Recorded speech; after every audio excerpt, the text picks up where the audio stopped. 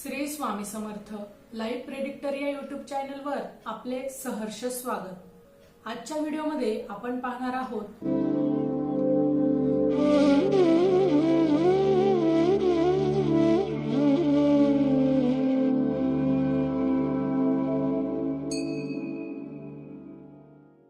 लघु नारळ म्हणजे काय, हा उपाय केल्यास नष्ट होते दारिद्र्य, लक्ष्मीचा मिळतो आशीर्वाद।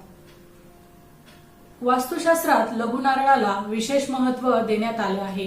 वास्तविक छोट्या आकाराच्या नारळाला लघु नारळ म्हणतात। पूजा घरात लघु नारळ ठेवणे खूप शुभ मानले जाते। पूजेच्या घरात एक लघु नारळ ठेवल्याने धनाशी संबंधित समस्या दूर होतात। आजच्या व्हिडिओमध्ये आपण जाणून घेणार आहोत की लघु नारळ कसे वापरायचे ते।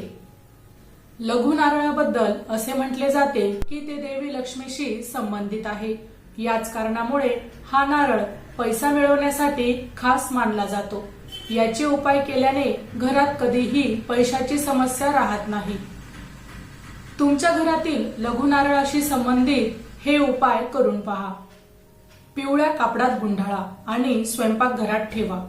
आर्थिक समस्या असल्यास 11 लघु नारळ पिवळ्या कपड्यात गुंडाळून स्वयंपाकघरात ठेवा। यामुळे माँ अन्नपूर्णा आणि माँ लक्ष्मीचा आशीर्वाद कायम राहतो। स्वयंपाकघरात नेहमीच अन्नाचा साठा राहतो। 5 लघु नारळांचा हा उपाय करा। जर तुम्हाला घरामध्ये धनसमृद्धी मिळवायची असेल तर पूजेच्या ठिकाणी 5 छोटे नारळ ठेवल्याने घरात ऐश्वर्य आणि समृद्धी येते। पूजा घरात लघु नारळ ठेवताना मंत्राचा जप करावा लागतो। प्रत्येक नारळावर तिलक करताना विशेष मंत्राचा 27 वेळा जप करावा लागतो। तो मंत्र असा आहे, ऐं ह्रीं श्रीं क्लीं।